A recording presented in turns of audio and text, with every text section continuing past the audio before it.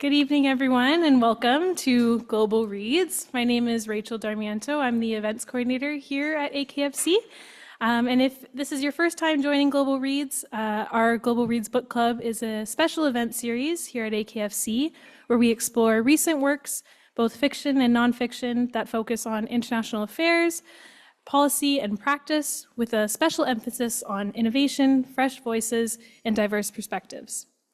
Above all, Global Reads is an opportunity to learn together in a way that we hope inspires critical reflection, meaningful connection, and collective action. So with that, thank you for being here with us today, both here at the delegation and to all those online. Before we dive into our session today, I'd like to share a few housekeeping notes.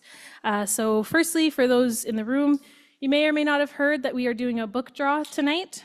So it's a chance to win a signed copy of the lovely book in focus for our discussion today. So if you haven't already, now would be your chance to enter the book draw. It's just located in the back right corner, just outside the room.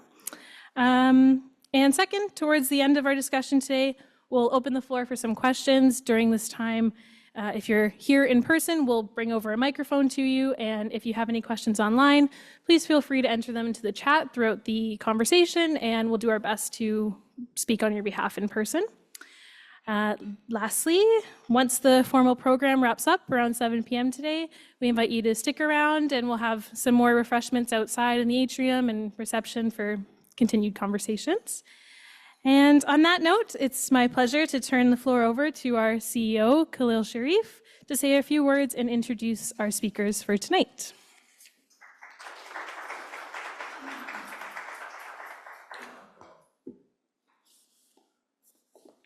Well, thank you very much, Rachel. Good evening, ladies and gentlemen. It's a real delight to welcome you all here in our back-to-school edition of Global Reads this evening.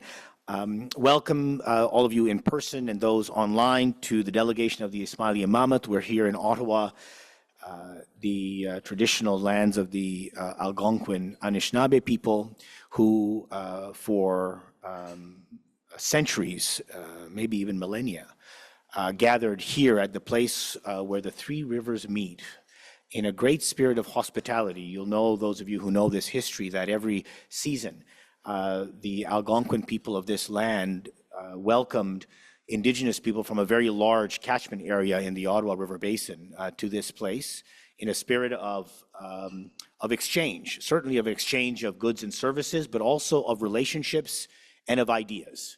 And it is in that spirit which we, with humility, but with ambition, try to bring together the relationships and ideas here that might lead us all to a more peaceful and prosperous and pluralist world for all. Tonight, we are gathering for the most recent edition of Global Reads, which is our book club. There's a little table outside in the atrium which memorializes the great discussions we've had over the last several years, looking at books that shed some light on our current global condition and might provide us entryways to think in new ways about what we might do as individuals, but also what we might do as a country at a very complex and difficult time in the world. Which brings me to tonight and tonight's book, which is a book, an extraordinary book by Adam Kahane, Everyday Habits for Transforming Systems, the Catalytic Power of Radical Engagement. Let me read you, if I might, the first line of this book. This book, Adam writes, is for everyone who wants to create a better world. Welcome. Adam is a wonder. If this is your first encounter with him or his ideas, you are in for a genuine treat.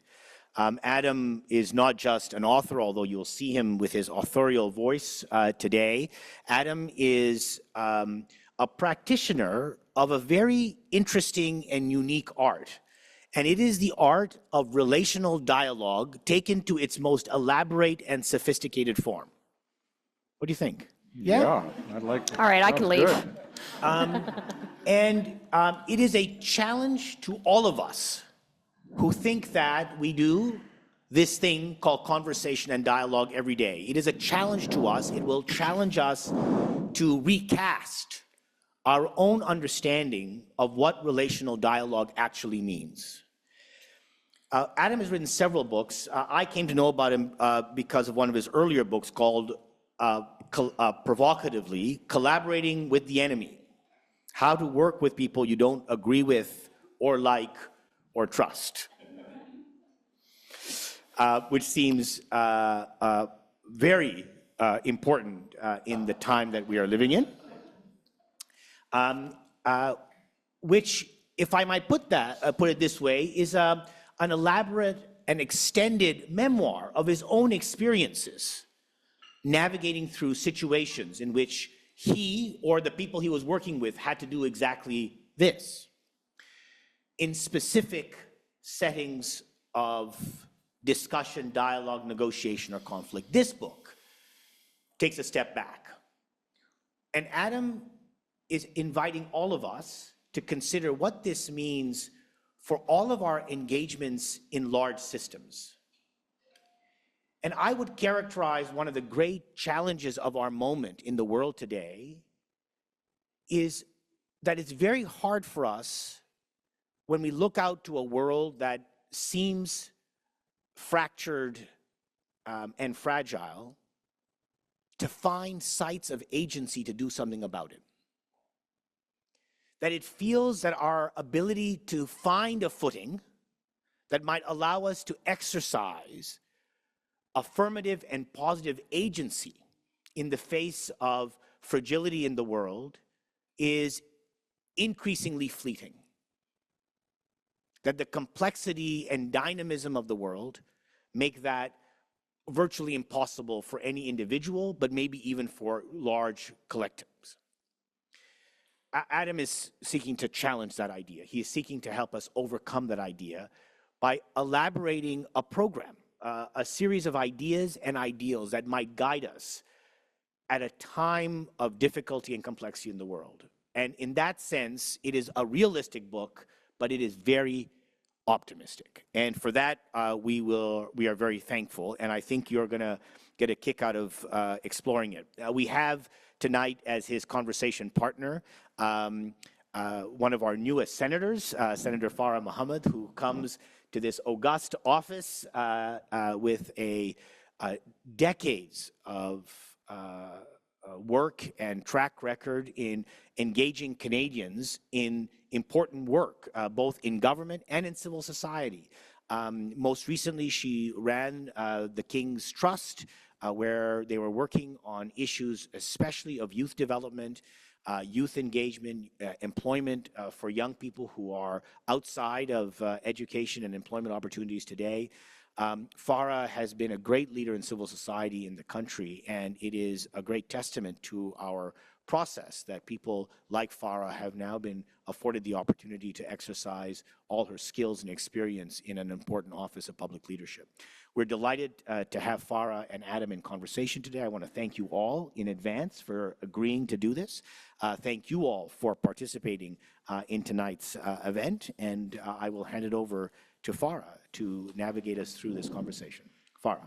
Thanks, Khalil. Round of applause for Khalil. So Khalil, thank you very much for your kind words, and really right back to you. You have been such an inspiration inside this building, outside this building, so thank you very much for the invitation to join Adam on stage. Adam and I feel, I've read your book now. We had 20 minutes together, and I feel like I want to be your new best friend. So I'm going to begin with that. I am. See, there you go. Speaking of back to school, for anyone who can see my book, I really did feel like I went back to school. I've got my little tabs. I feel like a bit of a geek. So I was actually going to read the first line, Khalil. I'm going to go with the last line. Let's do this is your last line. And I have this habit of reading the first line and the last line of every book when I start the book. And people say, you should never do that. And I'm like, why not? I'm still going to read the last line. So I want to do what you say in your last line, which is, let's just do this. I want to start by giving just a few reactions. My first reaction is, I wish I would have read this when I was starting my transformation journey. I was going to ask you, how young is too young to start reading this book? Because if you get your head in this book and you say any of these 7 habits at any given time, the next question is, I don't think you can be too old to read this book. I think you can be at anywhere in your life, any stage, any place. So I want to really congratulate you for that. What stood out for me was the following. First of all, I thought each chapter was simple. It was every day. You could take it in. You could apply it to different things that you're dealing with right now. It doesn't even matter if you're a leader or not a leader, and we'll get into that. The second, the discussion guide. I don't know if you guys took a look at the discussion guide, but I thought this is not just a book that you now then put it down. You actually can take it and use it as a vehicle to maybe have some tough conversations in a very smart way that we don't usually have. You said earlier, somebody said, I love this book. It wasn't so much about you, but I loved what was in there about you. I liked the real life stories about you and the people that you've crossed paths with. I think it becomes very tangible. One of the things that I really enjoyed was the balance. I think very few conversations, books, things that we read in the media or listen to are balanced. This was one of the most balanced books I've read in a very long time. So I wanted to start just giving you some of my reflections and ask you right off the top, 35 years on this journey, probably longer. You probably started thinking about this at infancy or something, but you're described as a practical practitioner, which I thought was kind of fun. What set you down the path of transformation? What has surprised you the most along your transformation journey? Well, thank you. And thank you, Khalil. I really feel after what Khalil and you said, we should just quit. Wrap it. Let's wrap it. Wrap it up. It was very good. Yes. I've written 6 books, and they all start with the same story, because this story is, in every respect, the hinge of my life, and it's I've unpacked the story in 6 different ways, but I don't think I've been thinking about this since infancy. I think I had, in a way, what's the right word? Just a not very involved, I can't think of the word, but I think when I grew up in Montreal, which I'd like to come back to because it's important in a particular respect. But I grew up in Montreal, and in a upper middle class family, and I think I really had the idea that things had been done and everything was fine. In fact, I remember early in my career going to Houston, which is politically the most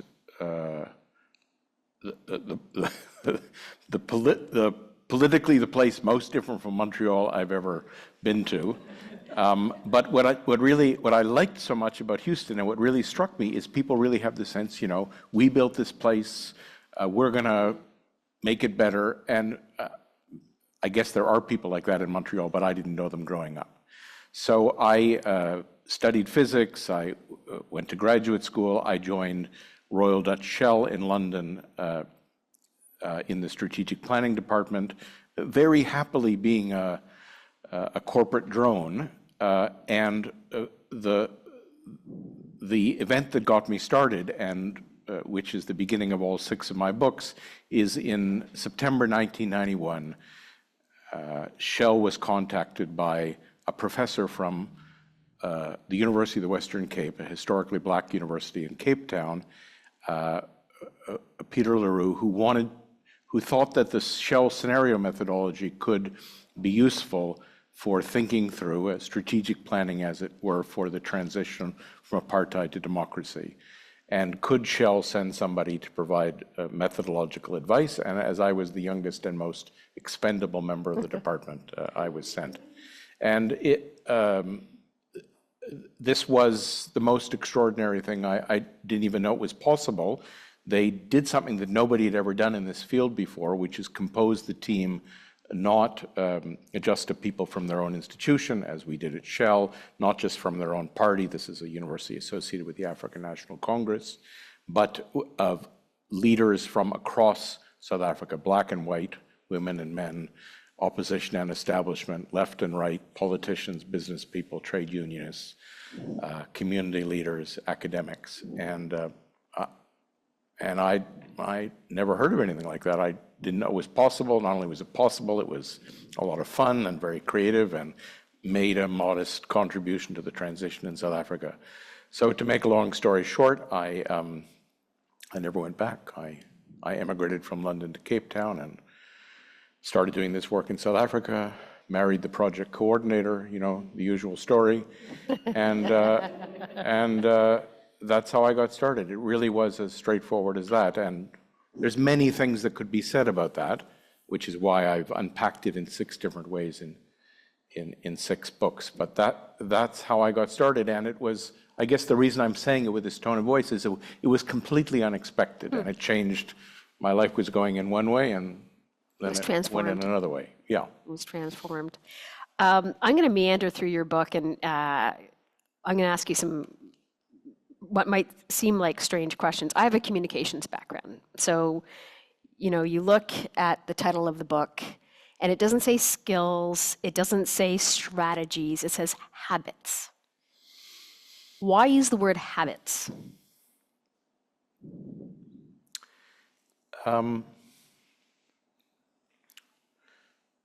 Transforming systems is always or almost always a collective activity. Systems beyond very small things are never transformed by one person. But it begs the question, what do each of those many people have to do to be able to contribute, not just every 4 years when they vote or every few months in a big meeting, but every day. And so that's the question I set out to answer in the book. And I could have said practices or skills. I chose the word habits just because it's a word used in a lot of books. It's a word that people know, although one of my close friends, Betty Sue Flowers, said, actually, Adam, everything you have in the book is habits for breaking habits. So it's habits for getting yourself out of your normal position, your normal way of thinking, the people you normally talk to, and asking yourself afresh in this context. I like the way you put it, in our current condition.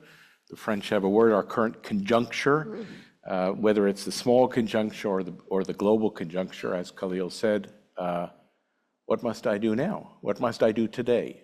And so that's what I'm trying to get at with the title, and the title is very straightforward, Everyday Habits for Transforming Systems. That's what the book's about. I have to tell you, after I read your book twice in preparation for this, and I started to write down the habits, and I literally listed them out, and I paid attention to how many times I'd been doing those habits. And it's actually very interesting if you do this exercise. You will find that you actually are doing quite a lot of these habits, sometimes quite naturally, depending on what you're doing. But I was really caught with, it is habit forming. If you keep doing it, it becomes very natural. Nice.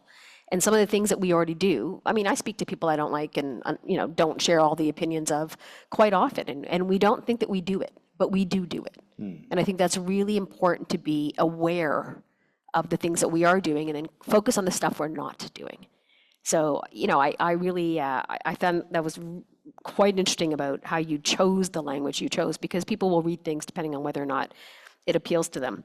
Okay, so one of the other things I really enjoyed, and Khalil, I think you were leaning toward this, is in your book, you cite a lot of different examples.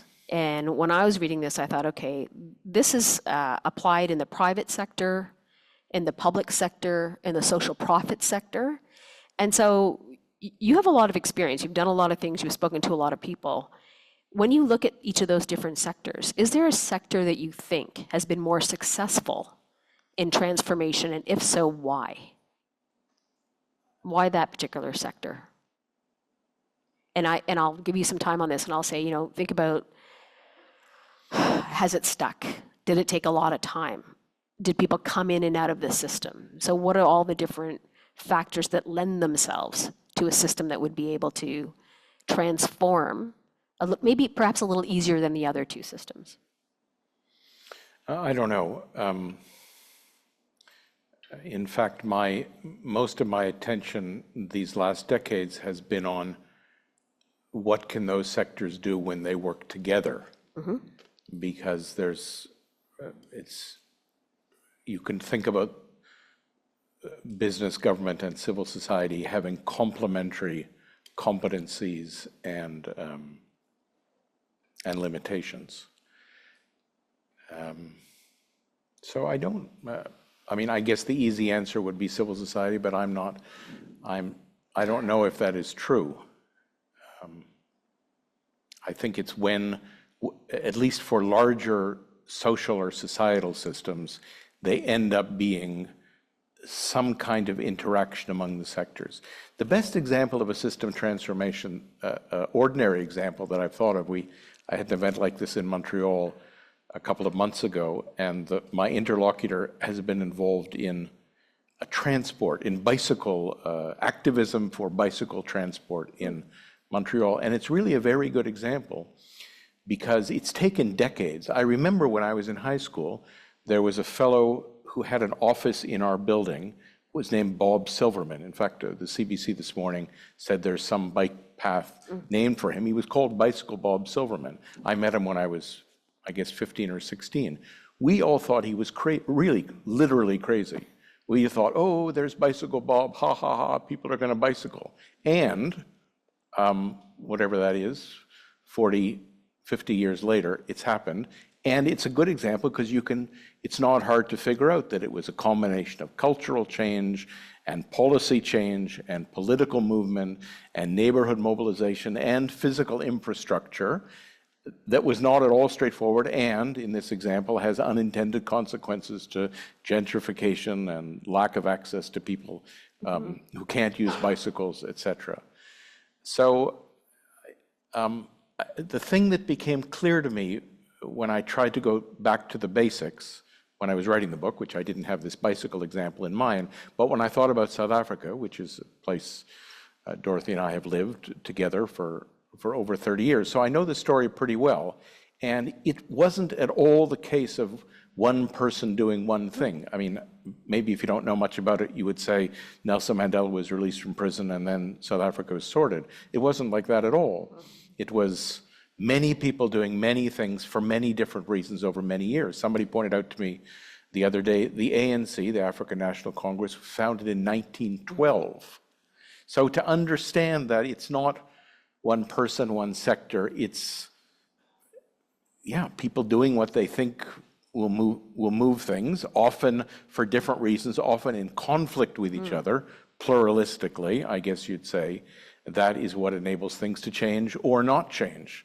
Because the thing about talking about this text, this 2024 text, in the 2025 context, is that the idea that things never change, that you can't change systems, it's so obvious that this is not the case, and that when there are openings, some people use them to transform things, and some people use the openings to resist and to keep things working the way they have.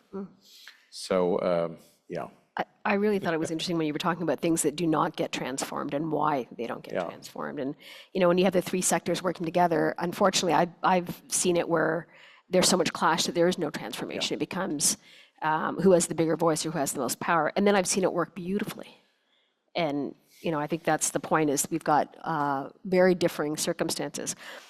Okay, so I get in this book the idea of all the habits working together. You pull some levers, one habit or the other, one takes center stage, one maybe doesn't take center stage at that particular time. So it's important that you've given us a recipe, what you use, what the ingredients are, how much you use of one might differ from the other. Having said that, in today's polarized world, I'm thinking about which habit if we can say this, and I'm hoping that you can, but which habit is the most powerful habit in a polarized world?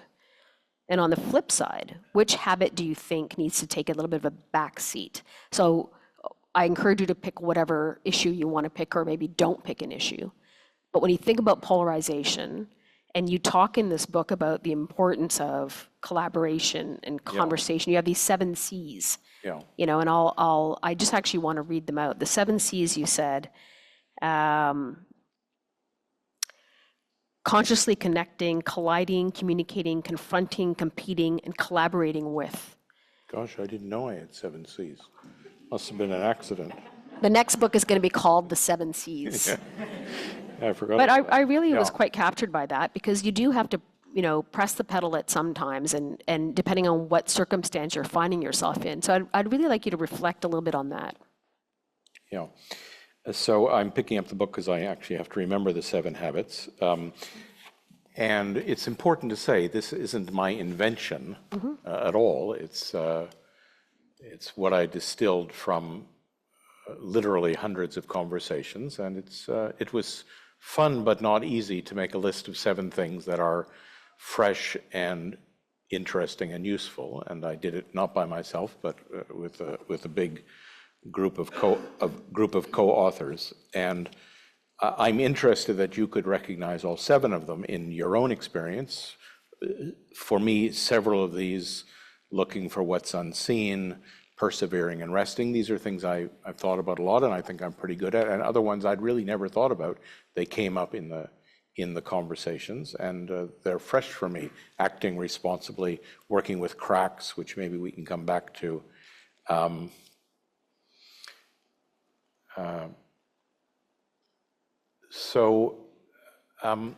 There's another way in which these 7 are not individual habits. They're 7 facets of a single approach.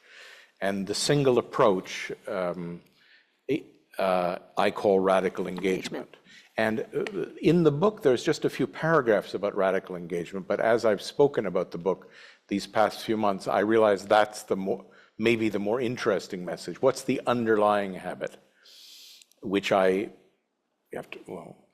call radical engagement, and I use the dictionary definitions. Engaging means taking part in, pledging oneself to, holding fast, entering into conflict with.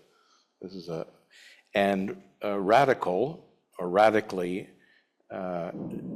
doesn't have the its root meaning is not extreme the way it's used, but it's from the Latin radix, or root, meaning going to the root, inherent, essential, fundamental.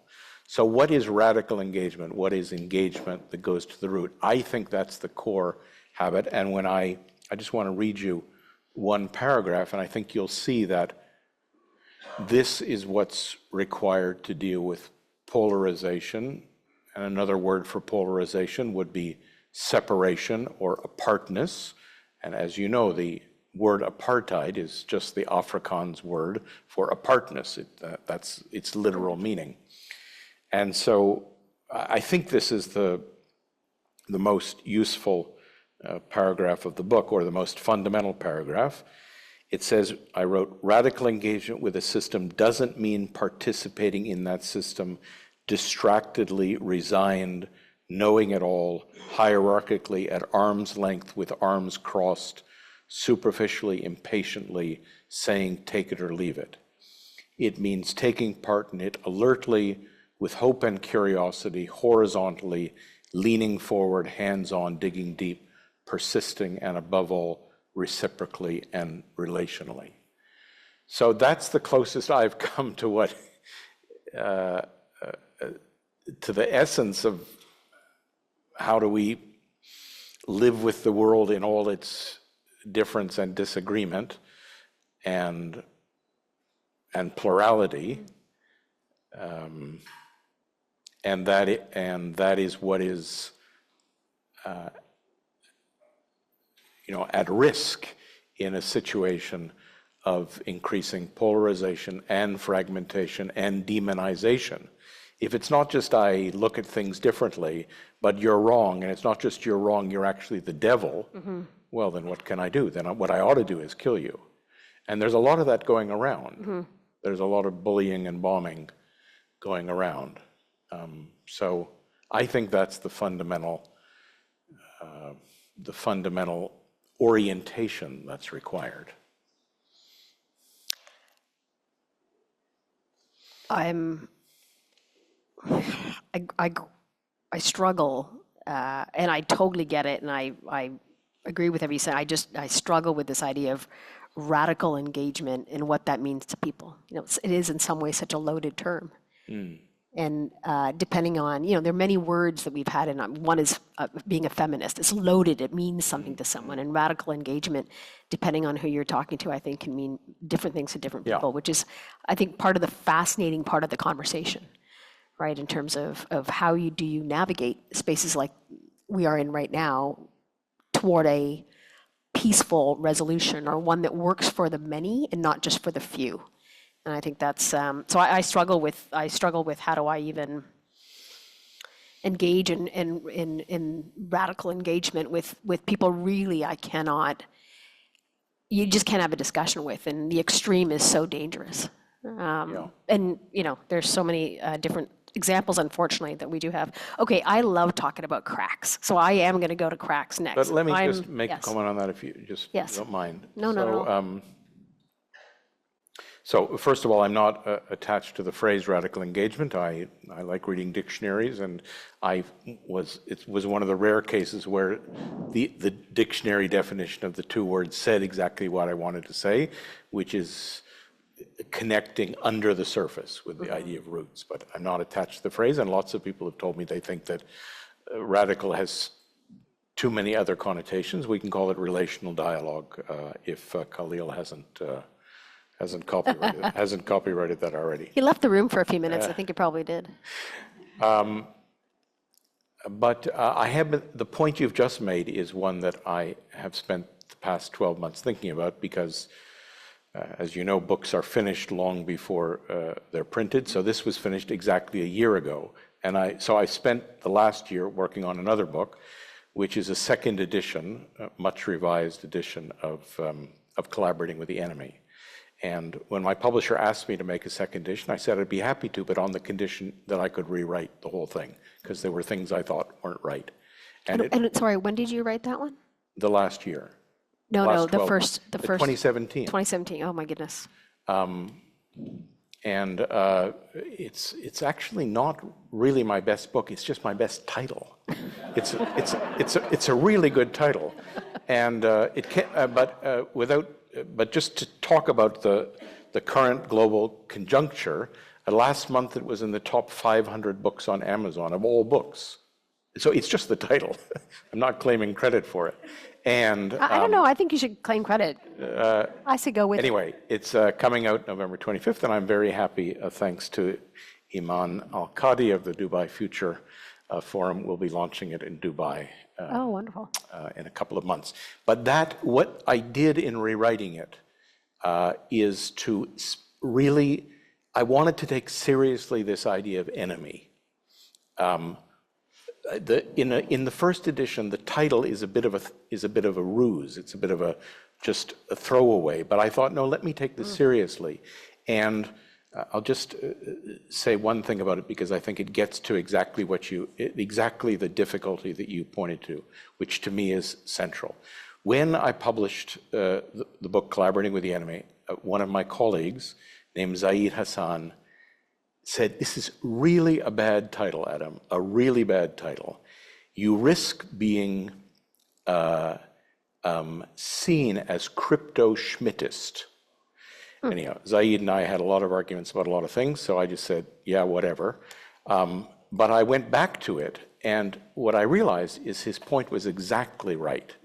He was referring to Carl Schmitt, the German Nazi legal scholar and political philosopher who wrote about politics being all about friends and enemies.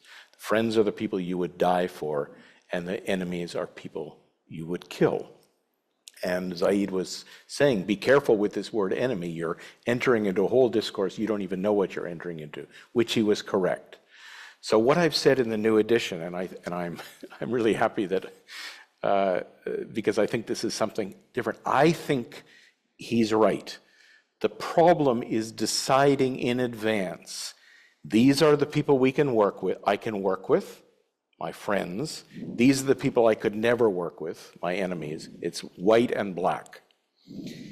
And what I say in the book, and I really think it's a practical piece of guidance, let's understand that the whole thing is gray.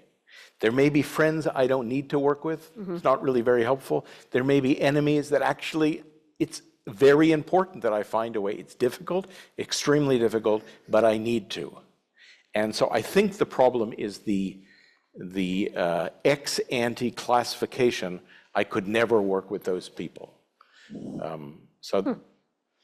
Oh, I'm Now I've tempted. saved Now you- I'm really I've tempted saved- to ask sa- the questions, I've- not the stuff that's on the paper. Okay, well, let's go to the Well, real, no, real stuff. but let's talk a little bit about political leaders and Yeah. political leadership in your context of things are gray. Things aren't always black and white, and you are there and I am here. And so taking off habit number 6, which is collaborating with unlike others, I'm curious to know, when you look at political leadership now, Yeah.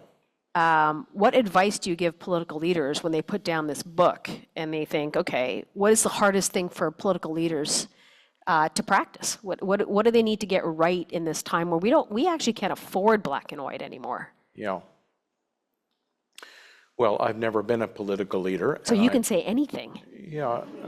Well, one of the things I want to say is that I think we're insufficiently grateful to people who have the guts to be political leaders. I respect and admire. Well, I respect. Wait, he was going to say admire, and then he stopped. Does anyone else pick up on that?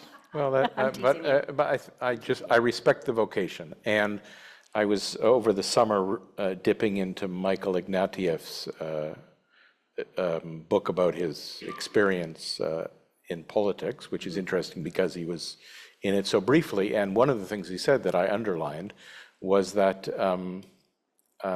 being in a political party is a partisan activity. Don't ask partisans not to be partisan. So there is an inherent enemification, or there's an inherent polarization. And people I know who are in politics in this country and other countries have said that the spaces we had for working across party lines, maybe less so in Canada than in the United States, for example, have gotten smaller and smaller. In Venezuela, somebody told me that the only space left, and this was already 20 years ago, that there used to be space for work between the Chavistas and the opposition. And when he told me this 20 years ago, he said, the only space left is I was in a men's room and I said to the Chavista at the urinal next to me, hey, when you get into power, let's keep talking. That's a small space for working together. I'm moving right along. Yeah. Okay.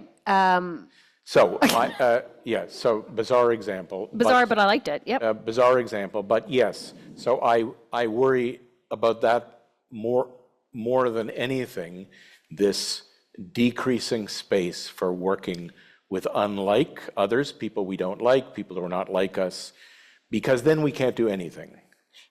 And So in that sense, to answer your question of 15 minutes ago, the capacity to work with unlike others may be the one that is most difficult and most important. The subtitle of the new edition of Collaborating with Enemy is, or the title of the introduction is, Collaboration Across Difference is Becoming More Important and More Difficult. And I think that's the tension we're facing. And Adam, the reason I asked you that was because what are you hearing everyone talk about? Transformation. You're asking people to transform healthcare systems, political system, economies, trade relationships. I mean, everything we talk about right now is transformation. And so, I'm with you. I've got a lot of respect for it and admiration for it. My big thing, though, is could we just see a little more gray and a little less white and black? Yes. Okay, I'm going to keep going. I think it's kind of funny that we're going from political leadership to cracks.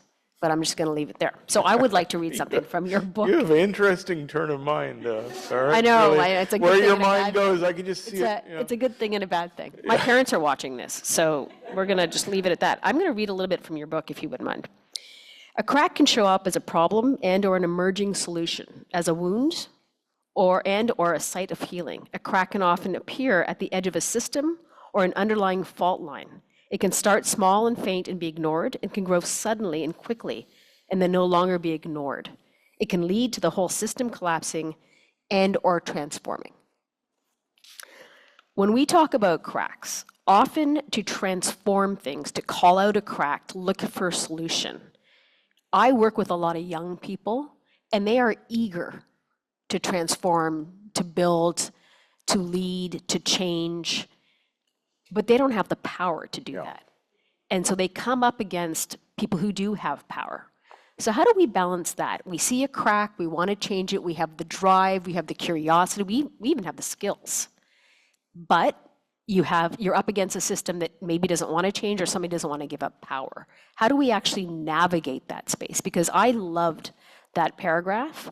And then I think to myself, if I said that to a bunch of people who used to work with me, they'd say, okay, well, what are you willing to relinquish so we can go after this the way you've written it?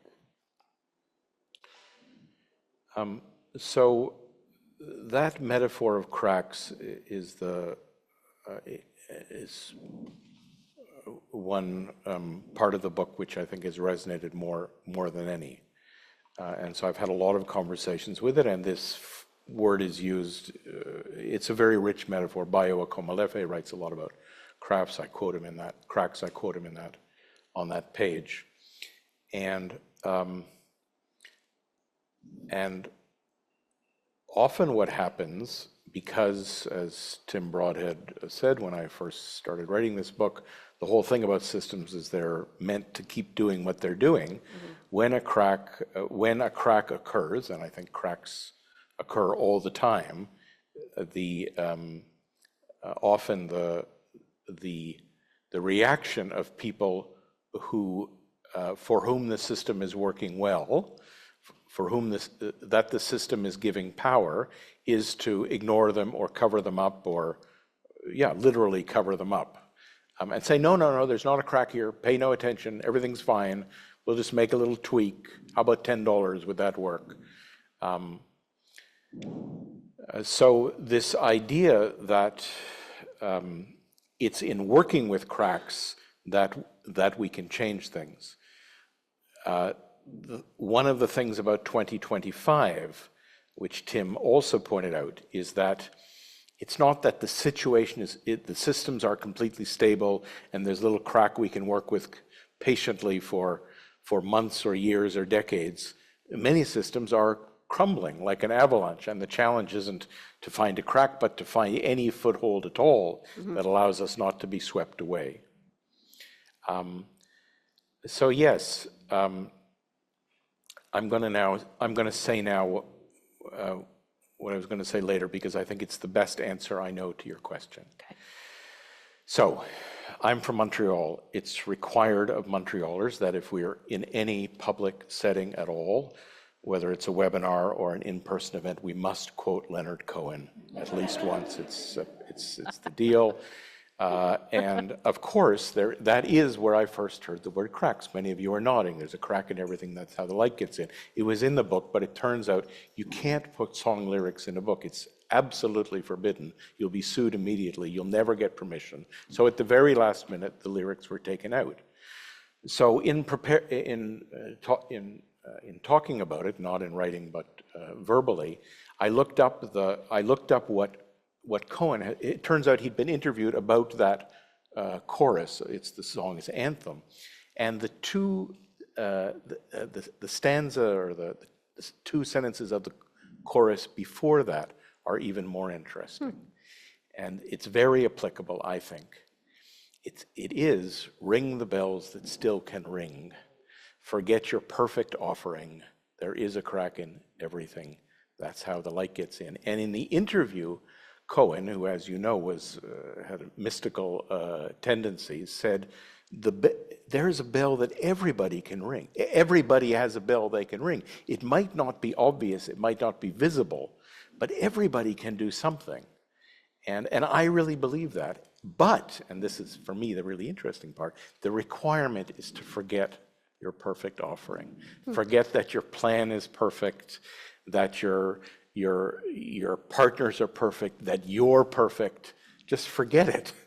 It will prevent you from trying to work with what is within reach, the bell that is within reach of you. So it is the perfect summary of the book. Shame I couldn't put it in, but anyway, there it is. That really is too bad that you can put it in. I'm not sure if we were supposed to do audience interaction. I feel like I have built an entire career on identifying cracks. I mean, I don't know if I should say that, but if I think about the space that I've spent most of my time, I just want to understand from the audience, who here feels like they've identified and gone after a crack? Meredith, you have to put your hand up. You have to put your hand up too. You're the queen of cracks over there, just filling things in. But can I just get a yes? Okay, so then I know we're going to run out of time, but then I want to ask this question then, Adam. You know, if people are to, I mean, this audience came here today because you're interested in the topic. You're interested in transformation, and I mean, you want to hear Adam read because you have a really good reading voice too. You should probably maybe think about an audiobook. But anyway. They won't let you do it. They won't let me do an audiobook. Huh. It's very hard to get your publisher to agree for the author to read the book. I'm learning all these things I'm not allowed to do. Wow. Can't put song lyrics in, can't narrate it myself. In any case, so you do have a captive audience. And if you think about one thing that you'd say to this audience, if they were to leave today and they're thinking about the book and they've got a crack in mind, I know you say begin anywhere. But where do you really begin? I mean, what's the advice you give people to sort of motivate you to begin a journey of transformation, whether it's in work or in personal? Because that's the other thing I meant to say is I didn't see this book as only one that you can apply to a professional setting. It's very much, in many cases, you can apply a lot of this to a personal setting. I don't know if that was intentional or not, but maybe not all of the habits, but certainly I would say.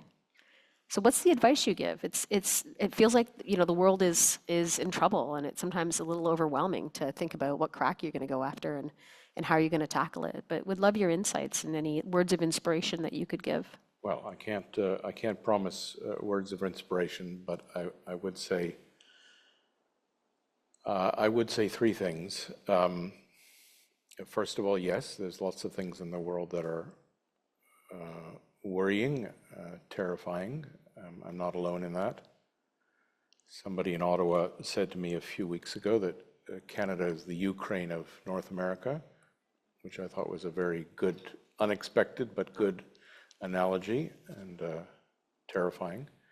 And the point of this conversation was, it's not obvious we as Canadians have the capacity to respond as effectively to our challenges as the Ukrainians have to theirs. So,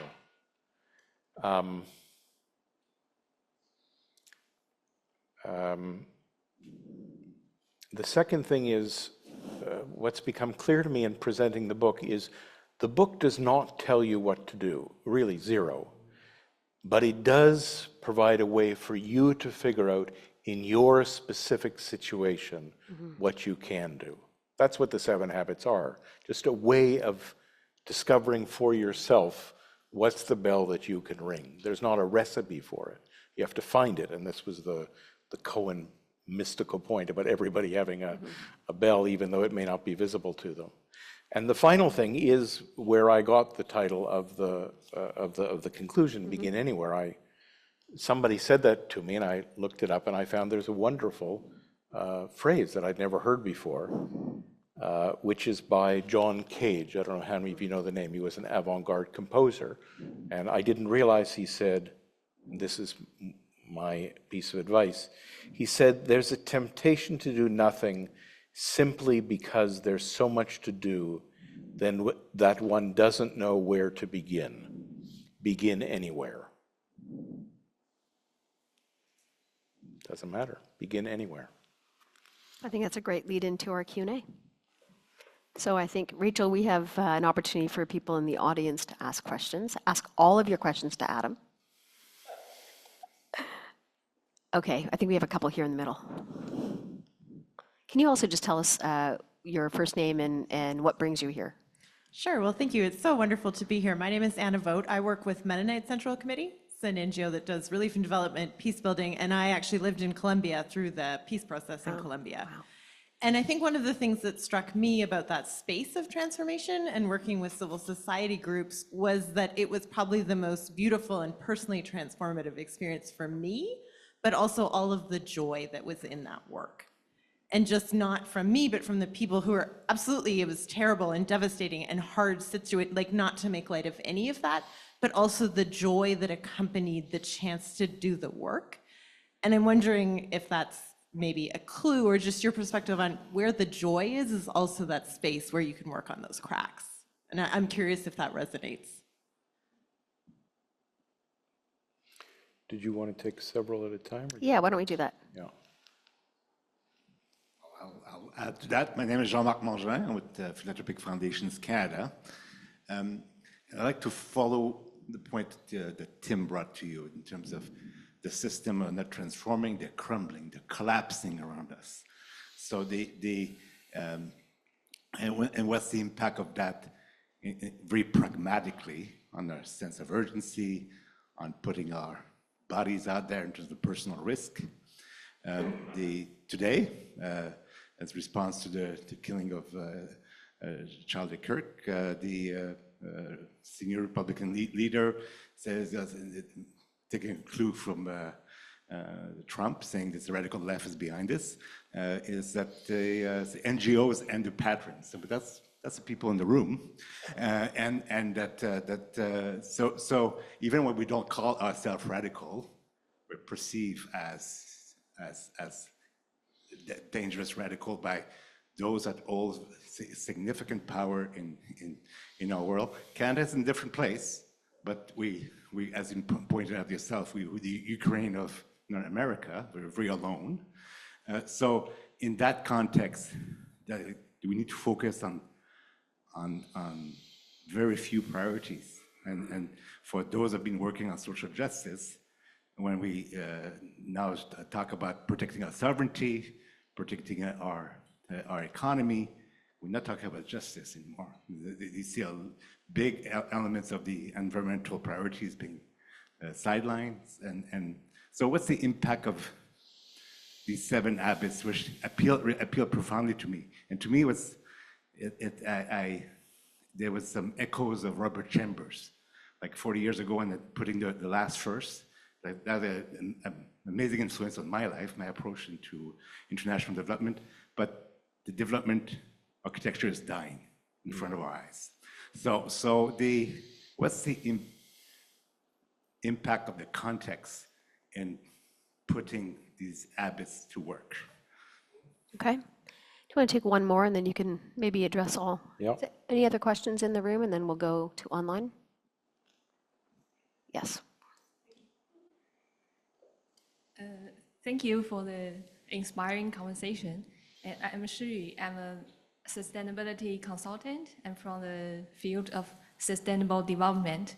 And my question is, how do you, thank you for bringing the keyword habit. Yeah, it's an interesting and inspiring keyword. I was wondering, how do you know it's time for us to change, for the paradigm shift? Maybe it's a decision of collective unconsciousness, or maybe there is an external force. It's like a reminder for us, it's time for the paradigm shift. Or when I was thinking this question, it occurs to me maybe the external force is called for from our collective unconsciousness. Thank you. Thanks very much for those questions. Well, let me share what comes to mind. All of these are, as they say, a bit above my pay grade. these questions. But as you may know, I've worked a lot in Colombia, and there's a remarkable interview of Juan Manuel Santos. I did 3 interviews that kicked off the book, and the first one was a bit of a disaster. I tell the story about why it was a disaster and how it got me onto the path I'm on. But by the third one, I'd figured out a little bit that the key is not to keep interrupting the person you're. It took me a while to figure it out, but it's a remarkable interview with Santos about the personal aspect. So I've worked a lot in Colombia, well, a little bit for a long time, and the first experience I had, which is the one that Santos helped to initiate, was a project called Destino Colombia. It was 96, 97, so right in the midst of the war. And I think it's the only time that all of the actors, politicians, environmentalists, campesinos, military people, self-defense forces, and the FARC and the ELN were together for 9 days of meetings. I don't think it ever happened before or since. So it was a very remarkable experience. And I've written about it in this book, but in others as well, because it was so powerful. But I remember, this is a bit what I was saying at the very beginning, coming from quite a boxed-in Montreal upbringing to these wild circumstances. So it blew me away.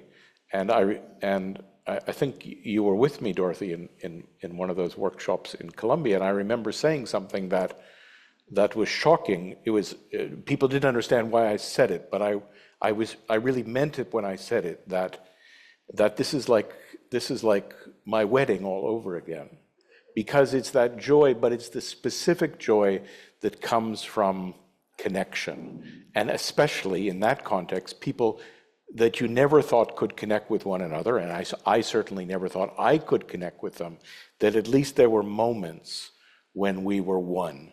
In Guatemala, a different project, somebody said about such an incident, they said, this was a moment of communion.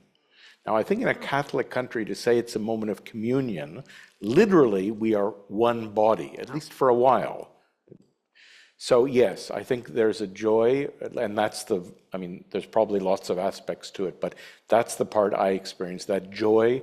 And I've written a lot about power, love, and justice, inspired by Martin Luther King and studying the work of Paul Tillich. And Tillich says, love is the drive to unite the separated. Not a romantic idea, but, well, it includes the romantic, but that's what I experienced in those 3 settings, the drive to unite the separated. And at least for me, that's the most joyful, well, at least the most joyful experiences I've had. As for the other 2 questions,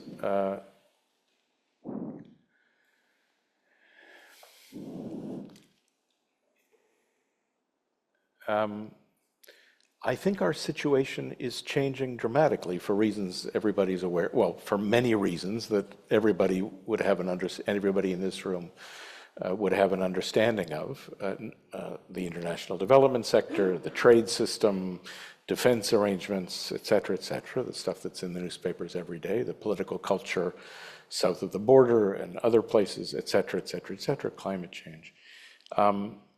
And the only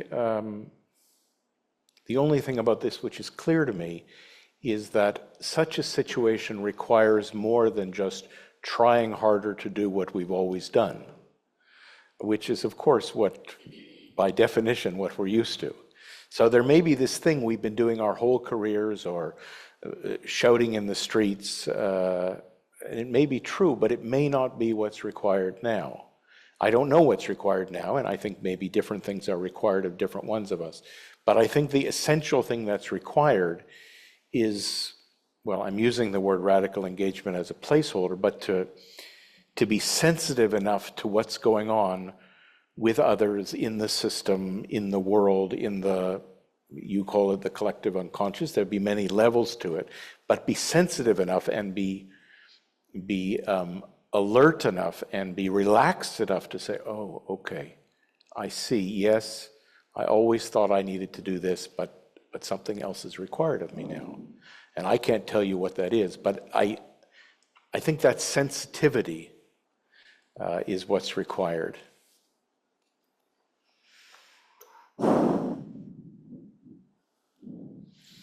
Okay, we're almost at time. I know, Rachel, do we want to see if there's anyone online that we have that's, okay, then one last call for any questions in the room. Yes. Hi, so my name is Irbaz Rahman. I actually just graduated from Carleton University for my master's degree. So my question for you is, as one of the youth in Canada who also works with youth groups as well, I'm interested in knowing, because we've seen in just recent, in the recent past, you know, the youth have really felt empowered, and we have all the power as well. See that example with Bangladesh, Nepal, Indonesia, right? And when you're operating between those cracks that you're talking about, these systems are very complex. And operating within those cracks, you can either break it wide open, but you also want to make sure that the integrity of that system is also preserved. So I feel like right now with the youth, because we believe that we've been told to become so empowered about multiple different things, and we really feel that energy coming through, and with social media and the way that the world is changing, we 100% feel that the world is there for our taking. Now the question is that how do we handle all that power without shattering the system that does not need to be shattered? Congratulations on your graduation. Thank you. Can we sneak in another question if anyone has one, and then we'll ask Adam just to take those two, and then perhaps we'll wrap up. Okay, going once, going twice. I'm going to call it. This gentleman gets the last question. I have a thought about it, but I think you might have a thought about it also. Well, I do. So I guess what I would say is I think that, first of all, you've got to recognize that there is some good that still is there. And I think I've worked with young people who are, and sometimes, not always, but sometimes so eager to make the change that you don't preserve the integrity of what is actually working. And so it is a very, very difficult balance. I don't think there is one way to do it, but I would ask questions. I mean, one of the things that I found myself when I was reading this book is, okay, have I done that? So I think we need to have an honest dialogue about what is working, what really is a priority to address, because you can't do it all. You know, I work on the issue of, and have for many years, on the issue of creating opportunities for young people, particularly youth unemployment. I'm obsessed by this issue. And I know there are places where it really works well inside of Canada and outside of Canada. And so I try to focus on what's not working and take lessons from. So I think a big thing we need to do is, when we're looking at transformation, is figure out what lessons are we learning, hold on to those. That doesn't mean they stay forever, but there's somewhere to start. And I worry that we try to start over and start over and start over, and then we don't get as much done as well as we could, and in partnership with others. Yeah, I would just add that I think your point is really important, and there's not a recipe for it. The recipe for all of these is pay attention, be alert, engage in the way in the paragraph I read, and figure out forget your perfect offering, but what's a next move you can take. But I think the way you phrase the question for me is the central point of the book, because many people, young people and not young people, say, this system's not working, so let's just blow it up. And I'm not saying that's always a bad idea, but it's not usually a good idea, and it very often has terrible unintended consequences. So in a way, the most central point of the book, and I'm just underlining what you've said, this is an anti-bombing book. This is where are the openings? How can we move? How can we be skillful, use skillful means to try to keep what's working, change what isn't, do it in a way which maybe doesn't work well for everybody, but at least is aware of the impacts on others and find a way forward one step at a time, rather than what is sounds better and sounds more dramatic. Isaiah Berlin wrote a lot about this just like, let's just blow the whole thing up, you know, to hell with everybody. This book is not taking that point of view, although I understand it, but it's, yeah. Thank you very much. Thanks. For that question. So I think, Khalil, you're going to come back up, but before you do that, you know, there are so many things I could quote from this book, but one is on page 2, the interviews didn't go as I expected. I'm just going to leave it there.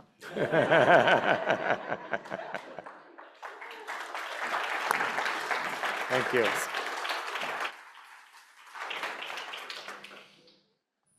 Senator Mohamed, Adam, we are in your debt for such a rich conversation and for introducing us so deftly to the core themes of the book. I can tell you, having read the book, that those themes have not been exhausted in this conversation. So I do commend the book to you and invite you to explore it.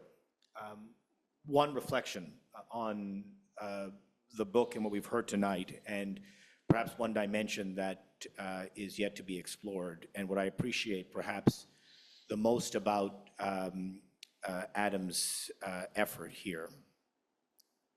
It's called 7 Habits, and it is easy to consider the book, therefore, simply a tactical treatment of things that people should do in order to position themselves to be effective in a context.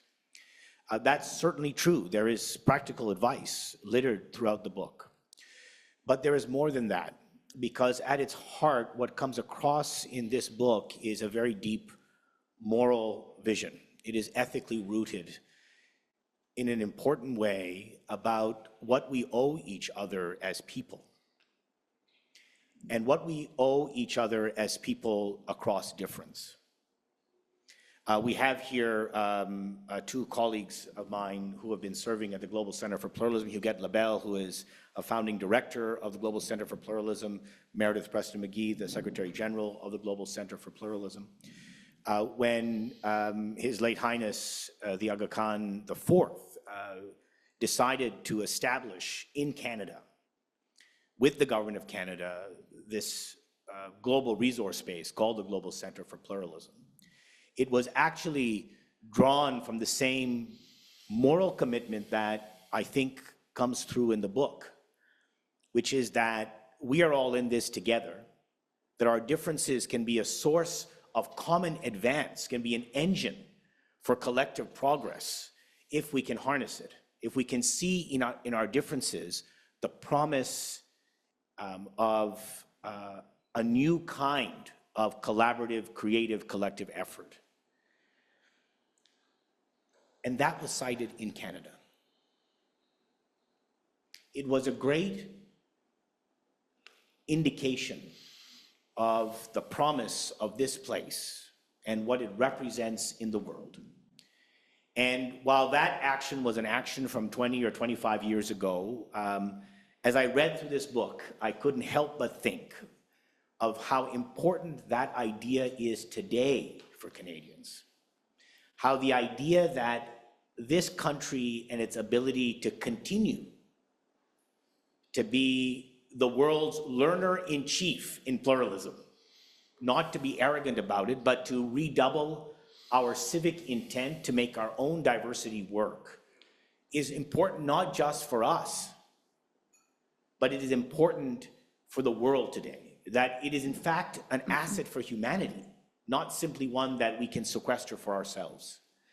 So I have to say, having gone through this conversation and having read the book, it seems to me that it is a call also to Canadian sensibilities and to Canadian ears and to Canadian eyes and to Canadian hearts and hands and legs, that at this time in the world, at the time when the forces that are pulling us apart seem to be gaining strength in the faces of the forces that might bind us together, the idea of coming together across our differences might be one of the great Canadian contributions to the world. at this time. Adam, you have called us in that way in your book. Farah, you have done a brilliant job of bringing those issues out. We are all in your debt for this conversation, for the book, and for the invitation it makes. I am in your debt for you joining us for this conversation. And I hope that you will be stirred, as I have been, by Adam's message in this book. So thank you for joining us, and over to Rachel to wrap us up tonight. Thank you.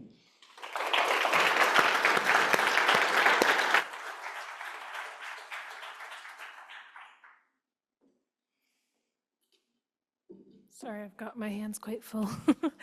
Wow. Thank you all for being here once again in such a wonderful discussion.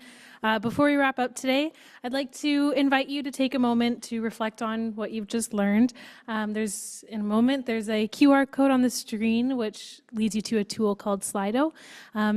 If you're interested and would like to participate, the question of today is, what is one key takeaway you're leaving with from today's dialogue? So if you have a device on you and you'd like to populate the screen with some reflections, I'll just give a moment.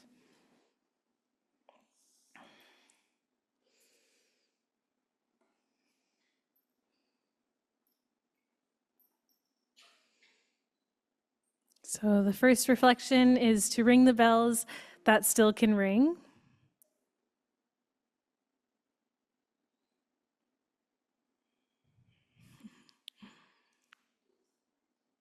Yes, yeah. The link is also shared online. To not give into temptation of doing nothing. Be kinder to people I don't agree with. Forget about perfection, find the joy instead. Find your bell and ring it. There is hope. The opposite of of apartness is finding common roots, even if the first interview goes badly. Communication, the answer is rarely to hear it all down. So many incredible reflections. Transformation is useful and important. Thank you for sharing, and we do hope you continue to reflect and enjoy our reception in a few moments with some more conversations. And lastly, I have one more QR code that's going to pop up. If you wouldn't mind sharing some of your I think we just have a short survey, and there it is, which will stay up on the screen so you don't have to do it immediately, just as you're leaving today.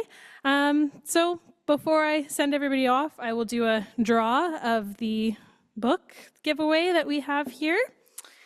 So let's see. Our lucky winner is Anna Vogt. Awesome. So I'll hand that over to you just after. Yes, so please enjoy yourselves with some more refreshments and continued networking this evening. Thank you again.